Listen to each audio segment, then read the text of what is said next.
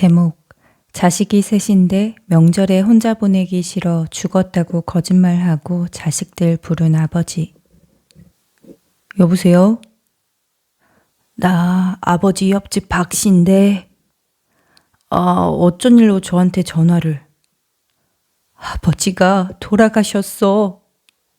예? 자네 아버지 말이야. 돌아가셨다고. 지금 빨리 아버지 집으로 내려와. 뭐라고요? 오늘 이야기 속 주인공은 82세 권봉석 씨입니다. 그리고 그의 세 자식들에 관한 이야기이죠.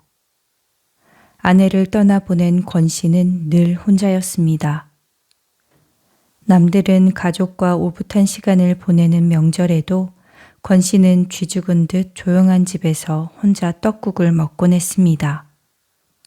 자식이 없느냐? 아들 둘, 딸 하나, 셋이나 있었습니다. 그럼에도 불구하고 권 씨는 외롭고 쓸쓸한 노년을 맞이하게 되었습니다. 특별한 사건이 있었던 것은 아니었고 자연스럽게 그렇게 되었습니다. 권 씨는 자식들이 사는 수도권과 멀리 떨어진 시골에 살았고 자식들은 늘 바빴습니다. 각자 가정을 꾸렸기에 부모보다도 자신의 식구들이 우선이 된 걸 탓할 수는 없었습니다. 하지만 문득 사무치게 고독한 날들이 있었습니다. 80이 넘은 나이에 살 날이 앞으로 1년일지 10년일지 모르겠지만 분명한 건 죽기 전까지 자식들이 다 같이 모이는 걸 볼 수 없을 수도 있다는 것이었습니다. 명절에조차도 내려오질 않으니 말이죠. 권 씨는 늘 자식들이 그리웠습니다. 권 씨는 가난한 농가에서 태어났고 일찍이 학업을 포기한 채 생업에 뛰어들었습니다. 성실하게 일했던 탓에 밥은 빌어먹지 않을 만큼 벌게 되었고 그맘때쯤 아내를 만났습니다. 그리고 자식 셋을 낳아 키웠습니다. 큰아들 한수, 둘째 아들 한모, 그리고 늦둥이 막내딸 권미경. 넉넉하지 못한 형편에 딸린 식구가 많아 가난은 늘 그림자처럼 그들 곁을 맴돌았지만 권 씨는 한 번도 그 그림자에게 자식들을 내어준 적이 없었습니다. 큰아들이 대학에 입학할 무렵이었습니다. 중상위권의 성적이었고 국립대학교에는 들어갈 수가 없었는데 사립대는 등록금이 비싸서 아들이 고등학교 3학년이 되었을 때부터 걱정이 이만저만이 아니었습니다. 그래도 어떡해요. 애 대학을 안 보낼 수도 없고. 아내가 권 씨에게 한숨을 쉬며 말했습니다. 대학은 가야지. 근데 당신 공장 그 얘기는 아직 한 수 모르잖아요. 당시의 권 씨 부부에게는 자식들에게 말하지 않은 비밀이 있었습니다. 그걸 뭐하러 한수한테 얘기해. 애 부담되게. 당시에 권 씨가 다니던 공장이 불경기에 잠시 문을 닫게 되었습니다. 조금 상황이 나아지면 다시 기계를 가동한다고 했지만 그게 한 달이 될지 두 달이 될지 1년이 될지는 모를 일이었습니다. 그래서 요새 다른 공장의 일자리를 알아보고 있었죠. 모아둔 돈은 어느 정도 있어도 자식 셋을 줄줄이 대학에 보낼 생각을 하면 눈앞이 깜깜하긴 했습니다. 하지만 자식에게 어떻게 등록금에 대한 부담을 지울 수 있을까요? 어떻게 하면 좋아요? 아내의 걱정스러운 목소리를 듣고도 선뜻 대답을 하지 못했습니다. 권 씨는 밤새 뜬 눈으로 천장을 바라보았습니다. 아내 역시 잠들지 못한 채 그의 곁에 누워 있었습니다. 두 사람 사이로 침묵이 흘렀습니다. 그러나 그 침묵 속에서 두 사람은 같은 결심을 하고 있었습니다. 권 씨는 건설 현장에서 막노동을 시작했습니다. 그리고 아내는 오전엔 남의 집 농사일을 거들었고 저녁엔 식당에 다녔습니다. 해가 지고 집에 돌아오면 권씨 부부는 녹초가 되어 있었습니다. 손바닥엔 공장을 다닐 때와는 다른 곳에 굳은 살이 생겼습니다. 어깨와 등허리에는 파스가 늘어갔죠. 그러나 권 씨는 자식들 앞에서 결코 내색하지 않았습니다. 그건 아내도 마찬가지였습니다. 한수야, 이거 학비 내라. 매 학기 아들에게 돈 봉투를 건넬 때마다 권 씨는 그저 뿌듯했습니다. 아버지. 다 터지고 갈라진 새까만 권 씨의 손등을 보며 아들은 뭔가 말하려 했지만 권 씨는 손을 내저었습니다. 공부만 열심히 해라, 공부만. 큰아들은 손꼽히는 명문대에 들어간 것은 아니었지만 그래도 착실하게 공부했고 남들보다 좋은 직장에 들어갔습니다. 그래서 권 씨는 고생이 아니라고 생각했습니다. 몇 년 뒤 둘째 아들이 군 전역 후에 취업을 준비하던 시절 면접 볼 때 입을 정장 한 벌 마련해 주기 위해서 한겨울에 난방도 제대로 못 틀고 털옷을 입고 지냈던 적도 있었습니다. 또 몇 년 뒤 서울에서 자취를 하던 딸. 아빠, 인생이 왜 이렇게 힘들어? 말을 잇지 못하고 울기만 하는 딸. 권 씨는 수화기를 꽉 쥐었습니다. 서울이라는 먼 도시에서 버티고 있을 막내가 눈에 선했습니다. 울지 마라, 아빠가 간다. 이것저것 묻지도 않은 채 딸의 힘들다는 한마디에 권 씨 부부는 곧장 첫 차를 타고 서울로 올라갔습니다. 두 아들도 먹고 살기 바쁘니 막내 동생을 챙길 여력이 없었을 것이었습니다. 그러니 부모가 들여다볼 수밖에요. 권 씨 부부는 딸의 좁은 자취방에서 하룻밤을 묵으면서 아내는 딸이 좋아하는 음식을 해주었고 권 씨는 딸의 이야기를 들어주었습니다. 첫 직장에서 나와 다시 취업 준비를 하는데 경제적으로도 힘들고 정신적으로도 지쳐서 모든 걸 포기하고 싶다고 했습니다. 권 씨가 별다른 해결책을 제시할 수 있는 것도 아니었습니다. 하지만 부모로서 해줄 수 있는 일들은 있었죠. 자, 이걸로 이번 달 생활비 해라. 그리고 힘들면 언제든지 내려와. 그러고서 다음날 권 씨 부부는 다시 집으로 내려왔습니다. 그리고 딸은 다음 달에 좋은 직장에 취직하게 되었고 그 뒤로 서울을 떠난 적이 없었습니다. 자식 셋 모두 번듯한 직장에 들어가서 각자 앞가림을 하면서 살게 되기까지 권 씨 부부는 무던히 노력했습니다. 없는 형편에도 끝까지 뒷바라지 해주기 위해서 포기해야 할 것들이 수도 없이 많았습니다. 그럼에도 그런 것들이 아깝다고 여겨지지 않았습니다. 권 씨 부부의 인생에서 가장 귀한 것은 자식들이기 때문이었습니다. 힘내라, 내 자식들. 아빠가 늘 응원한다. 권 씨가 자식들에게 입버릇처럼 하던 말이었습니다. 그리고 그 말에 스스로도 용기를 얻고 자식들을 위한 다짐을 하기도 했습니다. 자식들이 잘 되는 것, 그것이 권 씨 부부의 유일한 소망이었습니다. 훗날 자식들은 전부 결혼을 했고 자신들의 가정을 꾸려갔습니다. 그 시절 명절이면 집안이 북적거렸습니다. 자식이 셋이고 그 자식들이 또 아이들을 낳으니까 그럭저럭 요즘 시대의 대가족이라고 할 만했습니다. 마당에서는 아이들이 뛰어놀았고 부엌에서는 아내와 며느리들이 음식을 준비했습니다. 아들들은 오래된 시골집을 고쳐주겠다고 팔을 걷어붙이기도 했습니다. 결국 제대로 하는 것은 없었지만 그래도 권 씨의 마음만은 풍요로웠습니다. 이리 비켜봐. 설거지는 내가 할 테니까.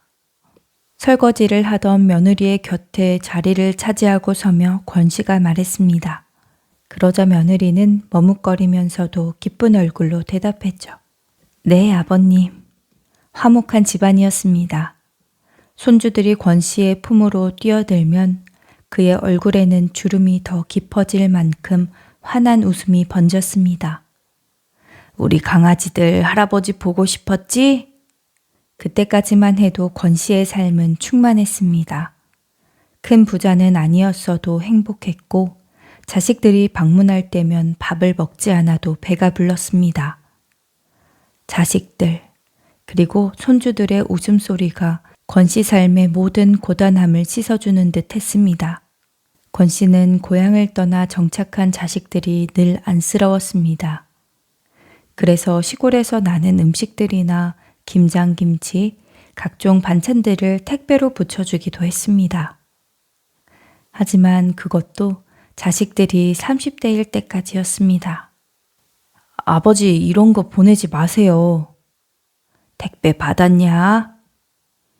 네, 근데 냉장고에 넣을 데도 없고 식구도 많지도 않은데 이렇게 많이 보내시면 어떡해요? 어느 날 큰아들에게서 전화가 왔는데 목소리가 썩 좋지 않았습니다.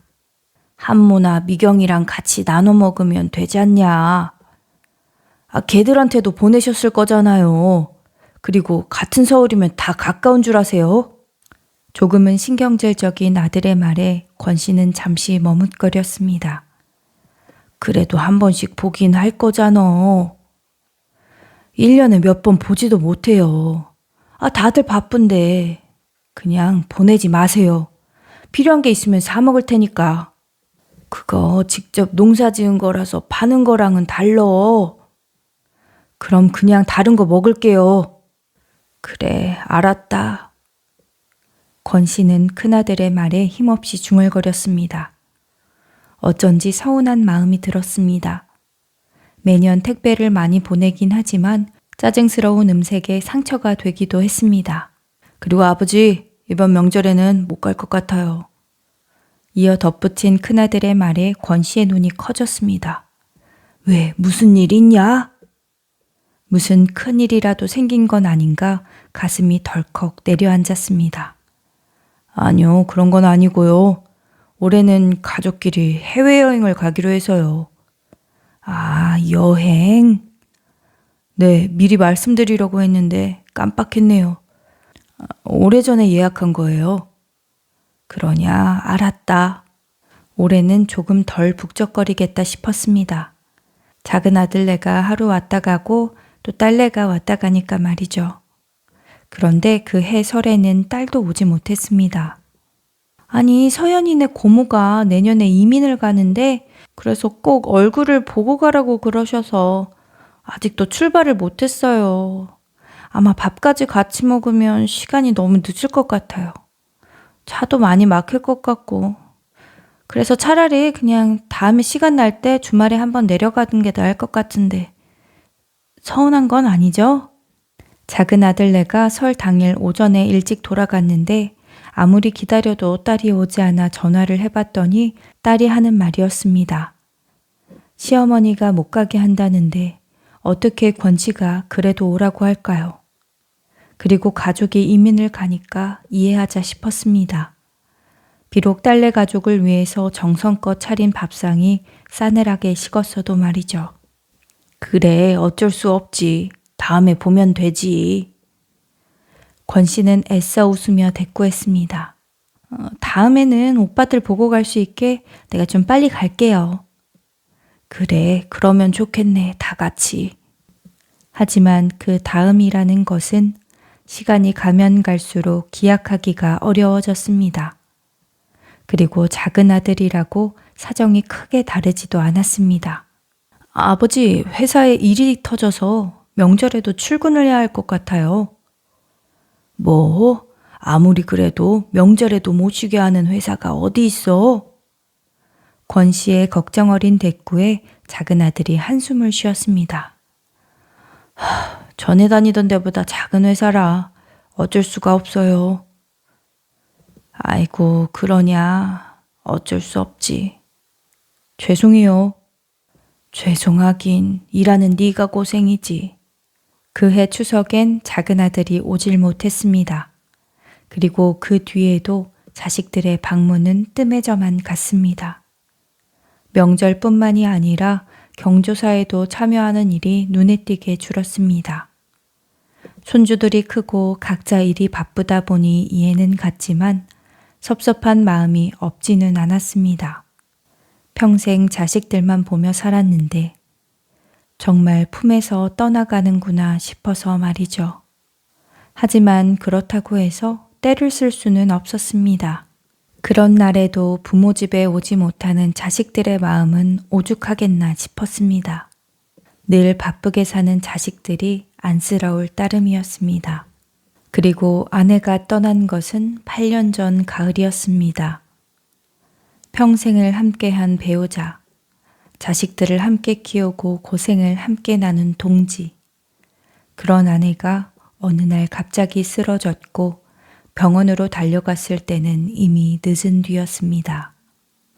장례식장에서 권 씨는 아내의 영정사진을 하염없이 바라보았습니다. 환하게 웃고 있는 모습 그대로 하늘에서도 웃었으면 하는 바람이었습니다. 다만 권 씨는 이제 다시 볼 수 없는 웃음이었죠. 아빠, 어머니. 자식들도 하염없이 울었습니다. 큰아들은 곡소리를 내다가 엎드려 끄끄거렸고 작은 아들도 뒤돌아 눈물을 훔쳤습니다. 손주들도 눈가가 빨갰습니다.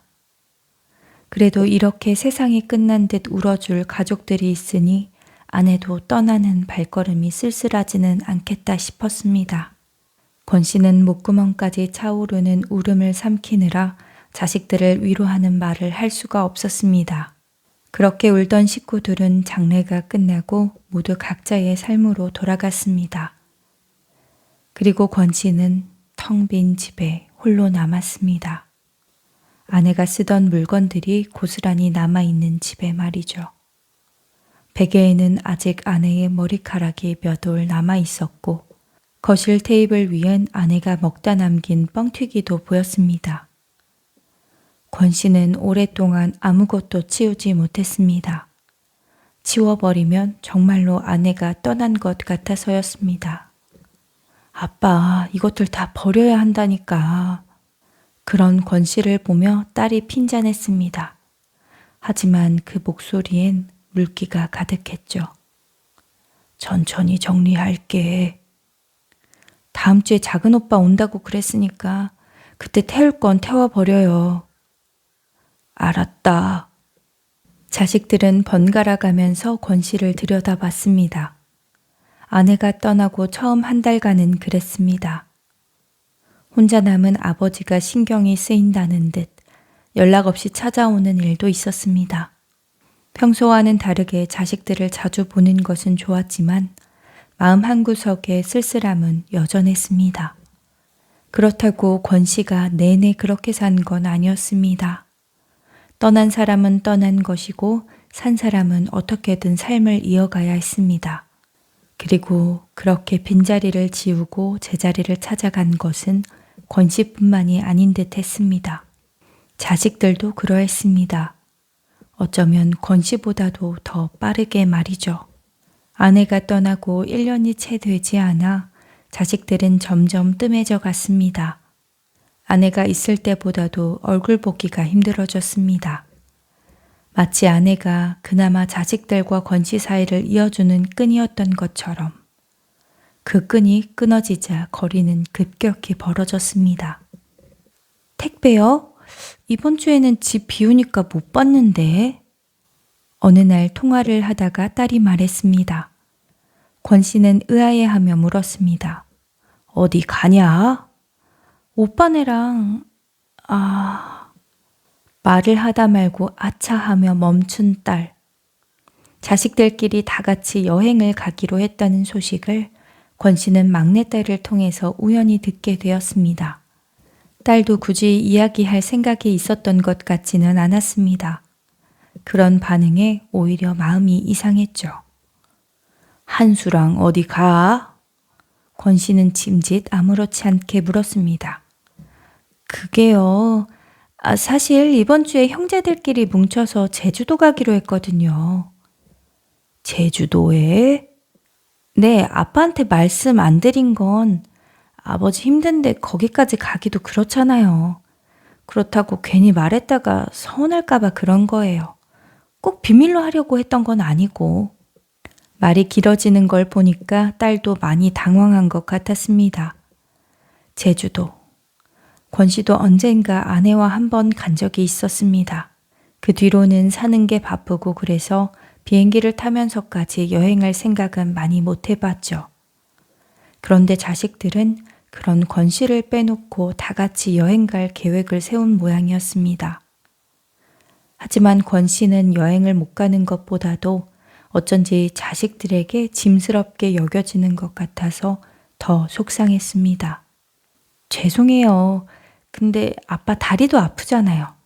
어차피 같이 가도 힘들기만 할 거예요. 서로. 나중에 제가 따로 같이 여행 모시고 갈게요. 딸은 못내 미안했는지 자꾸만 다음을 기약했습니다. 하지만 권 씨는 그 다음이 있을지에 대해서 회의적이었습니다. 서운하신 건 아니죠? 그럴 때면 자식들은 꼭 이렇게 물었습니다. 괜찮죠? 서운하신 건 아니죠? 꼭 그래야만 한다는 듯이 다짐을 받듯이 물었습니다.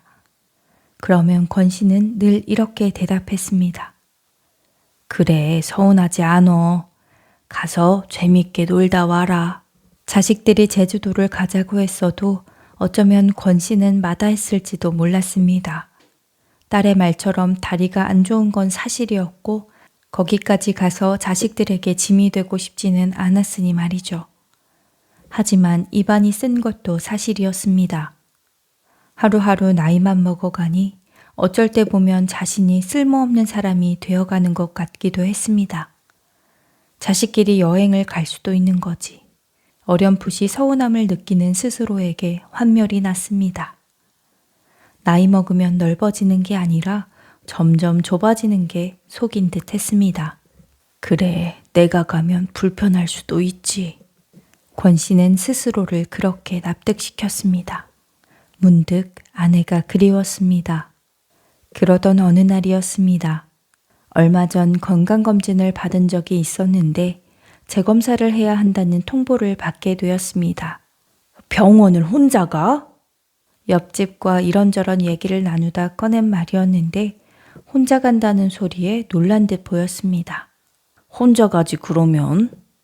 권 씨는 대수롭지 않게 대답했습니다. 그래도 내시경도 하고 그러려면 보호자가 있어야 하지 않어? 내시경 한다 소리는 안 했어. 택시 타면 되지. 자식이 셋인데 그중 하나만 내려와도 될 거 아니야. 시간 맞추는 게 뭐가 어렵다고. 말 안 했어? 큰 병 걸린 것도 아닌데 뭘 말을 해. 하지만 옆집이 더 난리였습니다. 아니 권 씨 자식들은 왜 이렇게 아버지한테 무심해? 내가 남의 집이래 감나라 배나라 할 일은 아니지만 가만 보면 너무한 것 같아. 내가 말을 안 한 거라니까. 자식들을 흉보는 듯한 말에 권 씨도 발끈했습니다. 그런 권 씨를 보며 옆집은 혀를 찼습니다. 그래도 다른 것도 아니고 큰 병원도 가야 하는데 그럴 때라도 한 번씩 자식 불러. 혹시 큰 병이라도 걸렸으면 어떡해? 큰아들은 명절에도 잘 안 보이더만. 권 씨는 잠시 생각에 빠졌습니다. 자식들을 부를 생각은 전혀 없었지만 옆집의 말이 가슴에 콕콕 박혔습니다. 그래서 그날 밤 권 씨는 오랜만에 자식들에게 전화를 걸어보았습니다. 한수야, 다음 주 월요일에 말이야. 병원에서 검사를 좀 받아야 되거든. 큰아들에게 가장 먼저 말을 꺼냈죠. 검사요?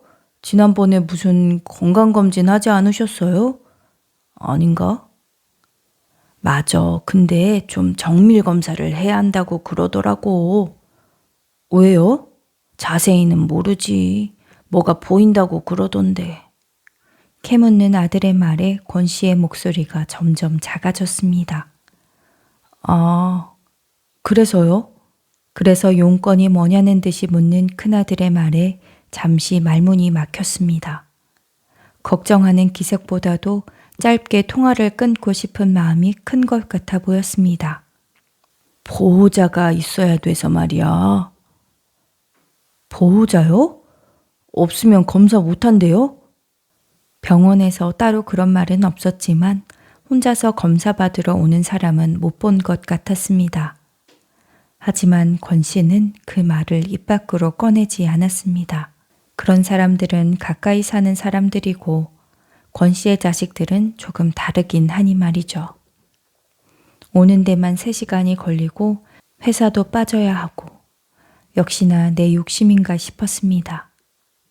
그리고 이어지는 아들의 말을 들으니 자식의 생각도 같은 듯 했습니다. 저는 시간이 안 될 것 같은데 한모한테 한번 전화해 보세요.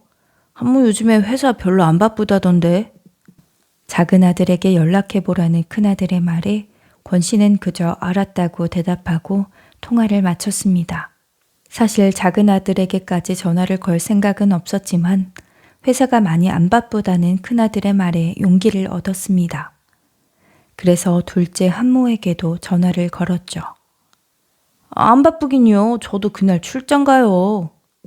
황당하다는 답변에 권 씨도 입을 다물었습니다. 괜히 마음 불편하게 왜 나한테 떠넘기는지 모르겠네, 형님은. 언짢은 듯한 대답에 권 씨는 이내 고개를 저었습니다. 아니다, 됐다. 보호자 데려오란 말은 없었으니까 혼자 가면 돼. 그제서야 작은 아들이 조심스럽게 물었습니다. 괜찮으시겠어요? 서운한 건 아니죠? 역시나 권 씨는 정해진 대답을 했습니다. 아니다, 안 서운해. 그리고 권 씨는 막내딸에게 전화 걸기를 포기했습니다. 먼 곳에 사는 자식들에게 병원에 같이 가자고 하는 것 자체가 잘못된 일인 듯 느껴졌습니다. 결국 권 씨는 휴대폰을 내려놓았습니다. 그리고 늦은 저녁을 차려 먹고 났더니 휴대폰 벨소리가 크게 울렸습니다. 막내딸 미경이었습니다. 그래, 미경아, 웬일이야? 권 씨는 반갑게 전화를 받았습니다. 먼저 전화를 준 것에 기분이 들떴습니다. 작은 오빠한테 전화 받았는데 병원 간다면서요? 근데 어쩌죠? 저도 못 갈 것 같은데. 권 씨는 이유도 묻지 않았습니다. 그래, 괜찮으니까 걱정 말어. 그러자 딸도 자세한 건 설명하지도 묻지도 않았습니다. 그럼 시간도 늦었는데 주무세요. 그것이 용건의 끝이었습니다. 오랜만에 전화를 받는다고 좋아했던 것이 딱 1분 전이었습니다. 어쩐지 허탈한 기분이 되어 한참을 앉아 있다가 고개를 절레절레 흔들었습니다. 애초에 혼자 가려고 했는데 괜히 자식들에게 전화를 했나 싶었습니다. 결국 병원엔 혼자 가기로 했지만 어쩐 일인지 당일에 옆집이 함께 동행을 했습니다. 아니 왜 이 병원에선 보호자랑 같이 오란 소리를 안 해? 원래 나이 먹은 노인네들한테는 꼭 보호자랑 같이 오라고 한다고. 나도 그래서 병원 갈 때마다 마누라랑 같이 가잖아. 그럴 아내가 없는 권 씨는 결국 자식들에게 기댈 수밖에 없다는 말이었습니다. 권 씨는 힘없이 대꾸했습니다.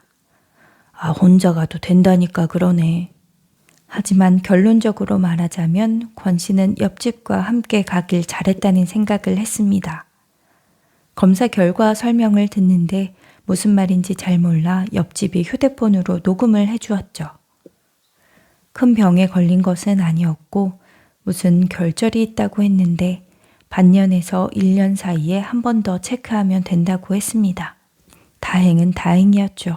검사 결과는 자식들에게 따로 전하지는 않았습니다. 괜히 신경 쓰이게 하고 싶지 않아서였지만 궁금해하는 사람은 막내딸 뿐이었습니다. 다행이네. 그러니까 밥 잘 챙겨 드시고요. 건강 챙기세요. 하지만 다음에 여행에 데리고 가겠다는 말은 끝내 다시 나오지 않는 듯 했습니다. 기대하지 않았다고 생각했지만 권 씨의 속마음은 또 그게 아니었던 것 같았습니다.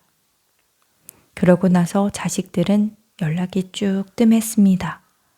그리고 점점 더 뜸해졌습니다. 몇 해 전 설이 다가오던 때였습니다. 이번에 자식들 온대? 옆집이 또다시 권 씨 걱정을 하며 물었습니다. 아, 모르지. 전화 안 해봤어? 물론 해봤습니다. 하지만 돌아오는 대답이 애매해서 자식들이 올지 안 올지 알 수가 없었습니다. 아, 상황 봐서요. 내려갈 수 있으면 갈게요.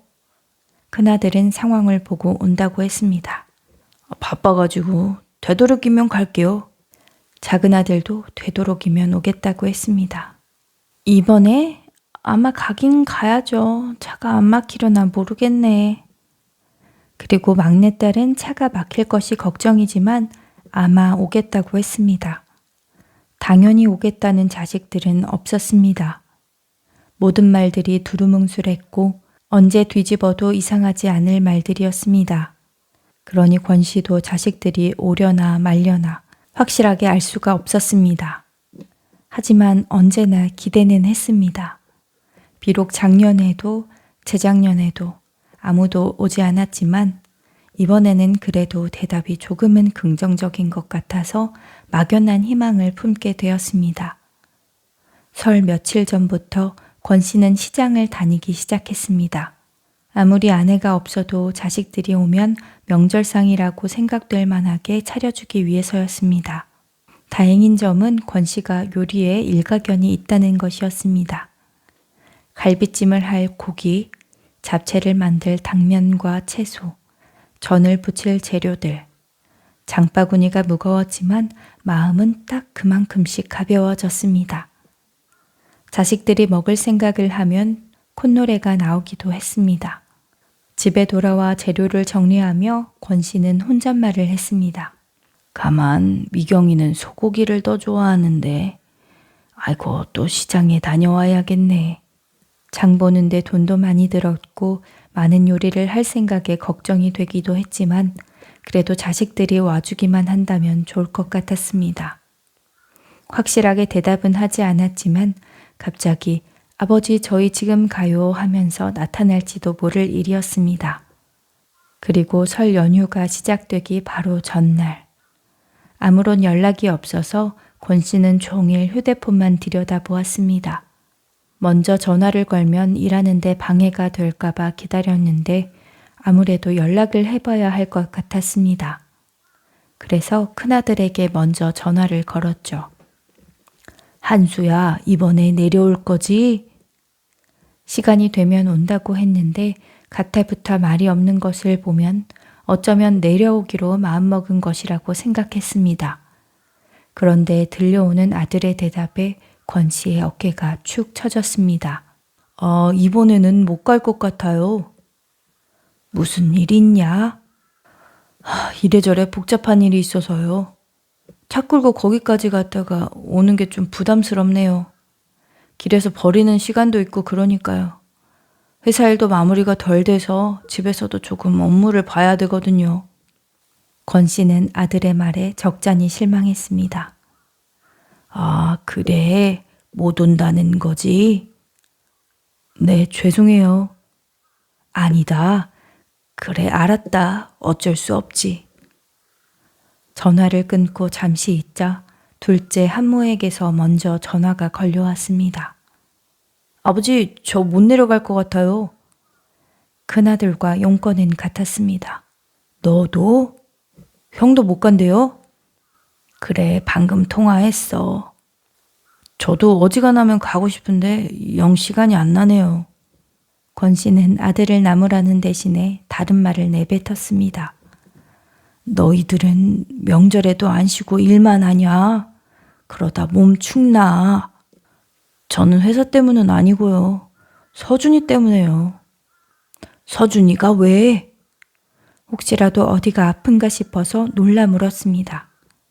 공부 때문이죠. 그리고 처가도 있고. 아무튼간 나중에 내려가서 말씀드릴게요. 작은 아들에게 꼬치꼬치 캐물을 수도 없었습니다. 처가에 무슨 문제가 있느냐 하면 아무튼간 그런 게 있어요. 나중에 말씀드릴게요 하고 대답할 게 뻔했습니다. 끊어진 전화기를 붙잡고 권 씨는 홀로 한숨을 쉬었습니다. 미리 양념을 해서 냉장고에 재워둔 갈비를 떠올리니 더 갑갑했습니다. 넉넉하게 한다고 잔뜩 해놨는데 아무래도 냉동실로 가거나 옆집과 나눠 먹어야 할 것 같았죠. 미경이 싸주면 되겠구나. 손주들이 있으니까 누가 먹든 먹지 않을까 싶었습니다. 혹시나 하는 마음에 권 씨는 막내딸에게 전화를 걸어 물었습니다.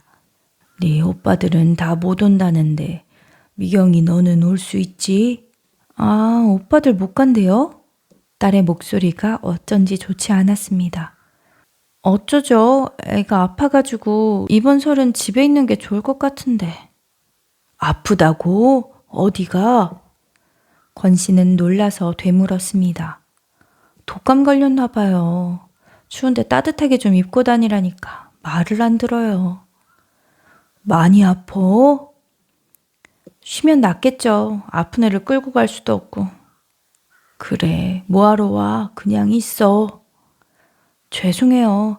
다음에 시간 나면 같이 갈게요. 어차피 차 막히니까 설 지나고 가는 게 더 좋을 것 같아요. 그래, 그렇게 해.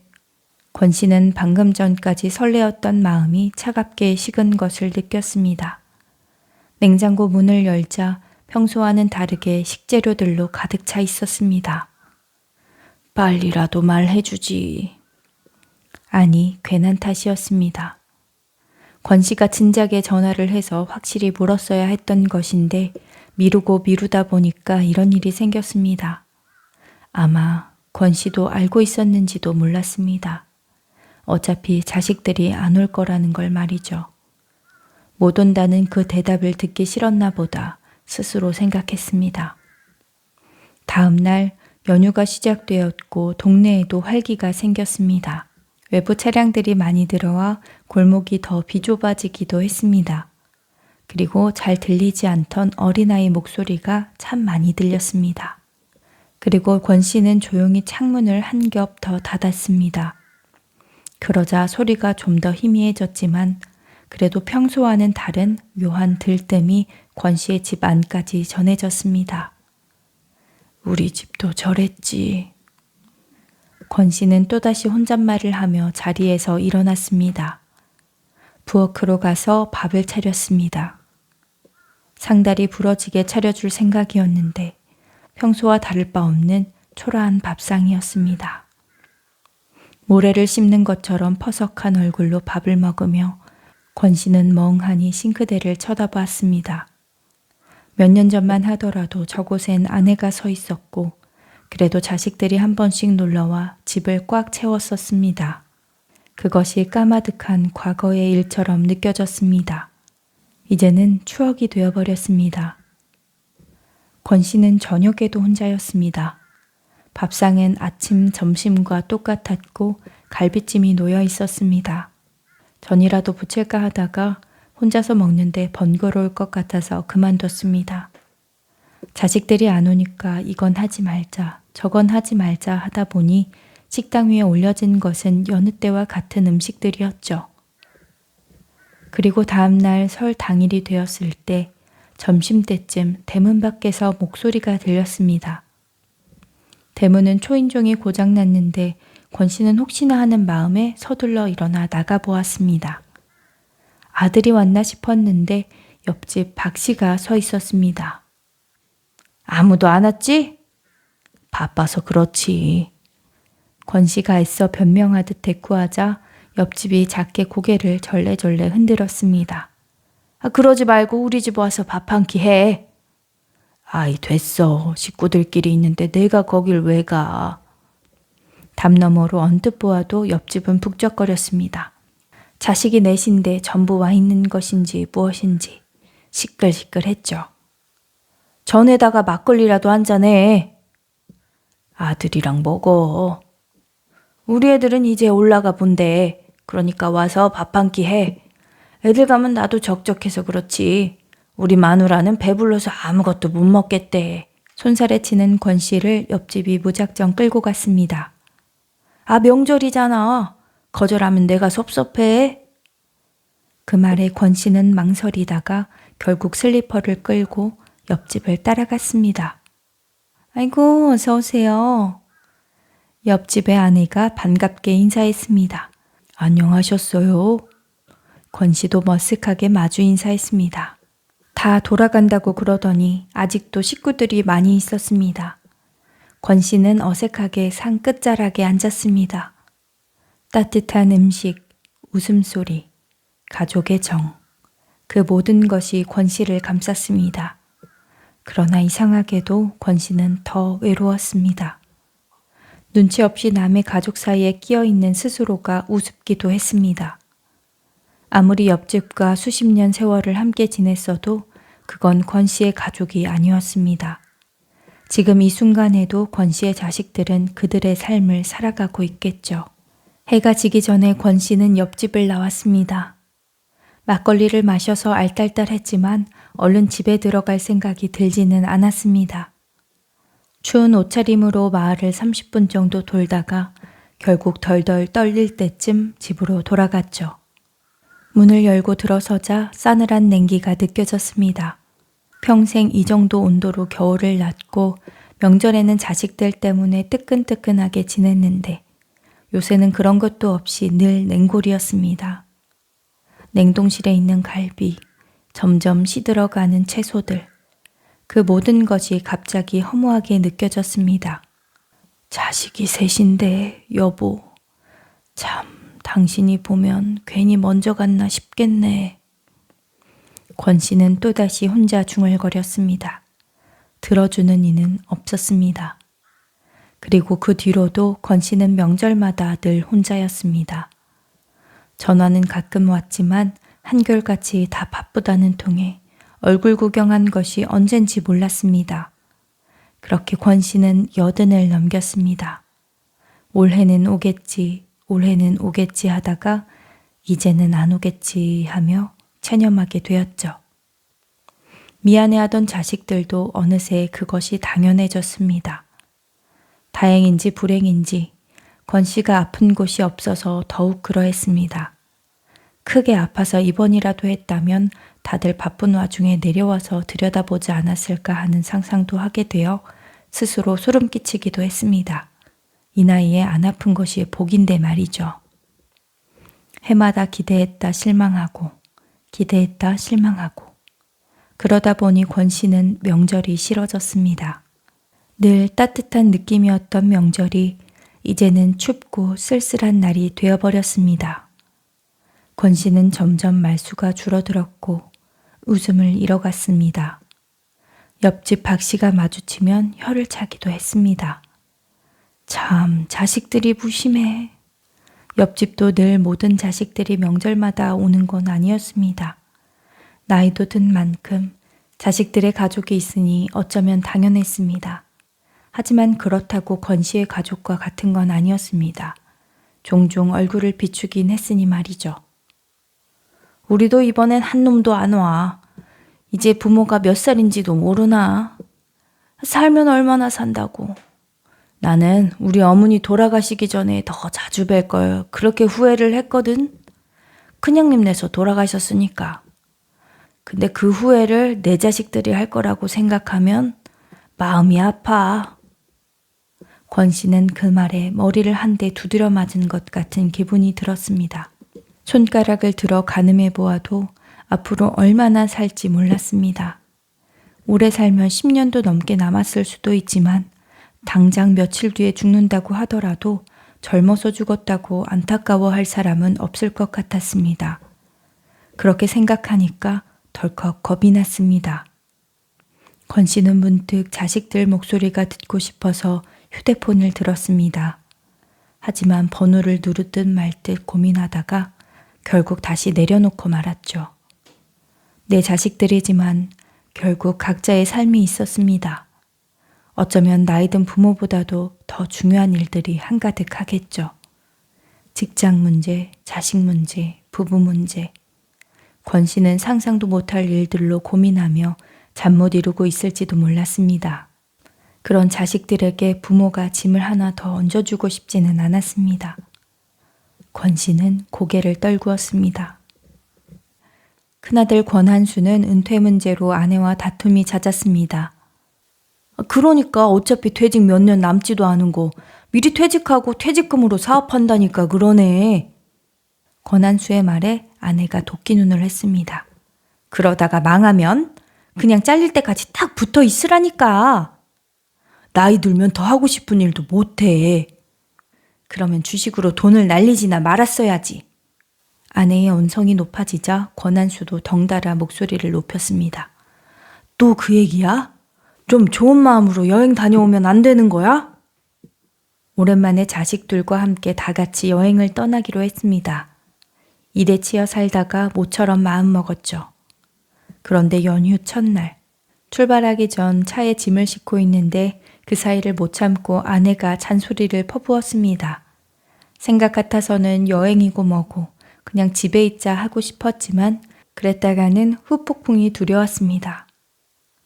내가 못 살아 진짜. 아내는 가슴을 쳤습니다. 전화 오잖아. 전화나 받아. 들려오는 휴대폰 벨소리에 권한수가 안도의 한숨을 쉬었습니다. 권한수가 짐을 싣는 동안 아내는 장모님과 통화를 하는 듯 했습니다. 연휴 마지막 날에 잠깐 들르겠다는 말을 듣고 권한수도 잠시 아버지가 생각이 났습니다. 그런데 이미 자식들과 약속한 시간이 지나서 마음이 급했습니다. 나중에 전화하자 속으로 그렇게 생각하며 차에 시동을 켰습니다. 막 악셀을 밟으려는 그때 권한수의 휴대폰이 시끄럽게 울렸습니다. 여보세요? 그리고 권한수는 믿지 못할 이야기를 들었습니다. 아버지의 옆집에 사는 이웃에게서 걸려온 전화였는데 말도 안 되는 소리를 했습니다. 아버지가 돌아가셨어. 그 말이 이해가 가지 않아 권한수는 차의 시동을 껐습니다. 뭐라고요? 다시 물어도 돌아오는 말은 똑같았습니다.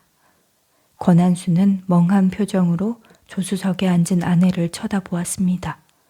아내도 통화 소리를 들었는지 눈을 동그랗게 뜨고 있었죠. 둘째 아들 권한모는 큰아들 때문에 골머리를 앓고 있었습니다. 잘 다니던 대학을 몰래 자퇴해버리고 갑자기 음악인지 딴따라인지 모를 걸 하겠다고 하는 아들 때문에 자다가도 벌떡 일어났습니다. 서울 명문대를 다니던 아들이었으니 화딱지가 날만도 했죠. 거기에다가 딸은 벌써 삼수를 하고 있었습니다. 자식 때문에 내 인생은 왜 이러나 종종 괴로울 때가 있었습니다.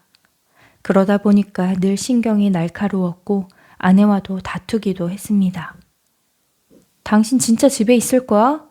나는 그럼 애들이랑 엄마 집에 간다. 아내의 말에 권한모는 무심하게 대꾸했습니다. 알아서 해. 참나, 알았어. 아니면 당신도 아버님한테 내려가 보던가. 지금 내가 그럴 여유가 있는 줄 알아? 날카로운 목소리에 아내가 권한모를 흘기며 대꾸했습니다. 괜히 나한테 성질이야. 현관문이 닫히는 소리가 났고 권한모는 잠이나 자야겠다 싶었습니다. 자는 동안에는 성질이 나지 않으니 말이죠. 그런데 5분 정도 눈을 감고 있었는데 침대 옆에 놓인 휴대폰에서 요란하게 벨소리가 울렸습니다. 누가 명절에 전화야. 저장되어 있지 않은 번호에 신경질적으로 전화를 받았습니다. 그리고 몇 분 뒤 권한모는 구당탕 소리를 내며 차키와 휴대폰만 급하게 챙긴 채로 집 밖으로 뛰쳐나갔습니다. 권한모의 차는 아주 오랜만에 시골을 향했죠. 같은 시각 막내딸 권미경은 한숨을 푹푹 쉬었습니다. 시집으로 출발을 해야 하는데 계속 뭉구적거리고 싶었습니다. 저녁에 갔으면 좋겠지만 자꾸만 일찍 오라고 성화를 해대니까 어쩔 수가 없었습니다. 아니 왜 며느리만 잡냐고. 그리고 요새 누가 차례를 지낸다고 그래.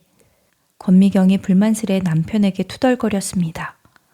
그럼 어떡해. 늦게 간다고 그래? 남편도 마음이 편한 것은 아니었습니다. 그래서 되물은 것인데 권미경은 또 그 말에 화가 났습니다. 당신은 어머님을 그렇게 몰라? 애들 공부해야 된다고 해도 무조건 오라고 그러시는데 며느리가 일하기 싫어서 늦게 간다고 그러면 잘도 그러라고 하시겠다. 그래봤자 하루잖아. 당신이 하루 종일 전 부쳐볼래? 권미경은 남편을 흘겨보았고 남편은 딴청을 했습니다. 이러나 저러나 이제 출발해서 지옥 같은 명절을 보내야 함은 분명했습니다. 진짜 억울하다. 이러니까 내가 힘들어서 친정도 못 가지. 장인어른한테는 자기가 귀찮아서 안 가는 거지. 하루 종일 일을 시키니까 힘들어서 그러는 거지.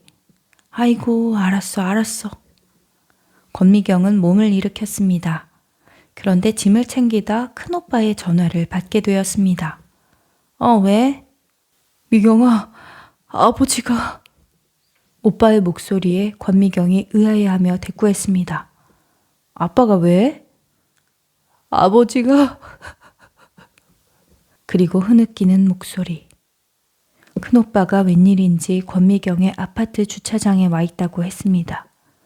어서 내려오라면서 하는 소리에 권미경은 혼비백산했습니다. 왜 그러는데? 남편의 말은 귀에 들리지 않았습니다.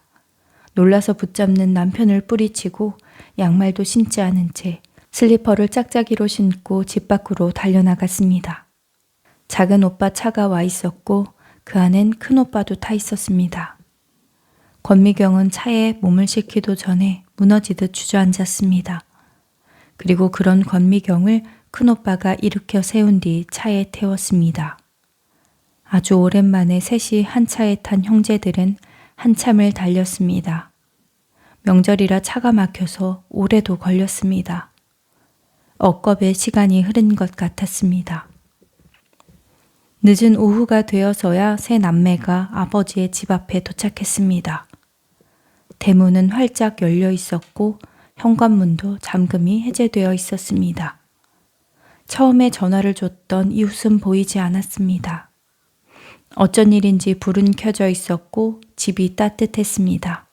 그리고 웬 맛있는 음식 냄새가 흘러나왔죠. 세 남매는 어리둥절해서 두리번거렸습니다. 식사를 하다가 돌아가신 건가 머릿속이 온통 물음표였습니다. 세 남매는 당황해서 서로를 쳐다보았습니다. 거실엔 잘 차려진 밥상이 보였습니다. 갈비찜, 잡채, 전, 떡국. 아직 따뜻해 보이는 음식들이 상 위에 놓여져 있었습니다. 이게 뭐야? 큰아들 한수가 중얼거렸습니다. 그리고 바로 그때 방문이 열리고 누군가 걸어 나왔습니다. 이웃인가 싶어서 보았는데 세 남매는 귀신이라도 본 듯한 얼굴을 했습니다. 아버지였습니다. 권 씨가 멀쩡한 모습으로 서 있었습니다. 맞구나. 권 씨의 목소리는 담담했습니다. 그러나 그 안에는 형용할 수 없는 감정이 담겨 있었습니다. 딸은 다리가 풀린 듯 주저앉았고 두 아들은 굳은 얼굴로 아무 말도 하지 못했습니다. 죽었다던 아버지가 살아서 눈앞에 있으니 그런 표정을 짓는 것도 이해가 갔습니다. 전화를 받고 몇 시간 동안 차를 타고 내려오면서 수없이도 많이 무너져 내렸던 자식들은 쉽게 정신을 차리지 못했습니다. 혼란이 가득했던 얼굴들엔 안도가 보였다가 이내 분노로 바뀌었습니다. 먼저 입을 연 것은 큰아들이었습니다. 아버지, 이게 뭡니까? 차마 언성을 높이지도 못하겠다는 듯이 가라앉은 목소리였습니다. 내가 박 씨한테 전화 좀 걸어달라고 했다. 지금 장난치시는 거예요? 지금 할 장난이 따로 있지. 무슨 짓인지 모르겠네. 큰아들이 화가 난 듯 대답했습니다. 아버지, 아니 정도껏 하셔야지. 세상에 누가 자식들한테 죽었다고 거짓말을 해요. 치매 온 거 아니에요? 그리고 작은 아들도 얼굴이 벌겋게 달아올랐습니다. 아빠, 이러면 안 되는 거잖아요. 우리가 얼마나... 딸도 말을 잇지 못하고 흐느꼈습니다. 온몸이 떨리고 있었습니다. 오는 내내 울고 또 우느라 탈수가 올 지경이었습니다. 권 씨는 자식들의 분노를 묵묵히 받아들였습니다. 그리고 천천히 입을 열었습니다. 이렇게라도 안 하면... 그의 목소리도 조금 떨렸습니다. 내가 너의 얼굴을 어떻게 보겠냐. 그 한마디에 세 남매의 숨소리가 멈췄습니다. 4년인가 5년인가 아니 6년인가 그동안 명절에 너희 얼굴 한 번 못 봤다. 올해도 못 온다고 했지. 내가 살아있는 동안 너희를 다시 볼 수 있을지 몰라 무서웠어. 언제 갈지도 모르는데 그래도 내 자식들 다 같이 나 보러 오는 거 그거는 마지막 추억으로 한번 보고 싶었다. 그리고 권 씨는 아무 말도 하지 않았습니다. 그리고 그건 자식들도 마찬가지였습니다. 불씨의 공격이라도 당한 듯 분노에 일그러졌던 얼굴들이 허물어졌습니다. 그제서야 밥상이 제대로 보였습니다. 데우고 또 데웠는지 갈비찜 국물은 다 졸아 있었지만 음식들엔 온기가 남아 있었습니다. 하나하나 요리를 하면서 아버지가 무슨 생각을 했을지 그제서야 비로소 생각하게 된 모양이었습니다. 큰아들이 먼저 고개를 떨구었습니다. 눈물이 나는 듯 어깨가 들썩거렸습니다. 딸도 이미 오열하고 있었고 좀처럼 눈물을 보이지 않는 작은 아들도 뒤돌아서 눈물을 훔쳤죠. 아빠, 죄송해요. 딸이 권 씨에게 다가와 그 앞에 무릎을 꿇었습니다. 두 아들들도 뒤따랐습니다. 그만하고 앉아서 밥 한 끼 먹고 가라. 다 식겠다. 세 자식들은 아니 내 식구는 숟가락을 들고 눈물 젖은 밥을 먹었습니다. 잡채 좀 먹어라 미경아. 네가 좋아하는 거다. 권 씨의 말에 딸이 고개를 들었습니다. 아빠, 울지 마라. 밥 먹을 때 울면 체한다. 식사를 마치고 권 씨는 자식들을 돌려보내려고 했지만 하룻밤 묵고 가겠다고 했습니다. 자식들이 다시는 자신을 안 보고 싶어 할 줄 알았습니다. 불같이 화내고는 그렇게 돌아가서 전화도 안 할 거라고 생각했습니다. 그렇지만 이렇게 권 씨가 한 밥도 먹어주고 또 하룻밤 있다가 가겠다고 하니 권 씨는 이제 여한이 없었습니다. 이거면 됐다 싶었습니다. 다음날 권 씨는 자식들을 배웅하며 대문 앞에 섰습니다. 출발하는 자동차 뒷공무니에 대고 권 씨는 손을 휘휘 흔들었습니다. 차는 점점 작아지다가 시야에서 사라졌습니다. 혼자 남은 권 씨는 한참 동안 그 자리에 서 있었습니다. 찬바람이 불었지만 그의 마음은 오랜만에 따뜻했습니다. 됐다. 이 정도면 됐다. 권 씨는 혼잣말을 하며 집 안으로 들어갔습니다. 그 일이 있고 난 뒤 권 씨는 무언가 홀가분해졌습니다. 아이러니하게도 자식들 얼굴을 보기 위해 그토록 절박한 수를 썼으면서도 이제는 더 이상 미련을 갖지 않게 되었습니다. 이번 기억을 안고 살면 앞으로는 서운하지 않을 것 같았죠. 그래서 그 뒤로 한 번도 자식들에게 전화를 하지 않았습니다. 종종 언제쯤 오냐 묻던 권 씨는 이제 없었습니다. 그럼에도 불구하고 외롭지 않았습니다. 아버지, 저 한수예요. 그래, 한수야. 이번에 애들이랑 한번 내려갈까 해요, 주말에. 갑자기 방문을 하겠다는 큰아들의 말에 어리둥절했습니다. 무슨 일로? 그냥 애들이랑 같이 어디 가려고 하다가 어차피 놀러 가는 김에 아버지한테 가려고요. 됐어. 그냥 너희 가고 싶은데 가. 아니에요. 그렇게 하기로 했어요. 권 씨는 자식들에 대한 집착을 버렸지만 자식들의 태도가 달라졌습니다. 어느 날에는 작은 아들에게서 전화가 오기도 했습니다. 아버지, 오랜만에 목욕탕 갈까요? 뭐? 무슨 뜬금없는 소린가 싶었습니다. 작은 아들이 술주정을 하고 있다고 생각했습니다. 지금 내려가고 있거든요. 내일 새벽에 같이 목욕탕 가요. 너 바쁘지 않냐? 아무리 바빠도 주말에는 쉬죠. 권 씨는 잠시 할 말을 잃었습니다. 서운함 때문이 아니라 가슴이 뭉클해져서였습니다. 아빠, 식사하셨어요? 막내딸도 마찬가지였습니다. 이렇게 종종 전화를 해서 권 씨를 챙겼습니다. 그래 했지. 김치에다만 드시지 마시고요. 아, 잘 챙겨 먹어. 다음 주에 애들 데리고 갈게요.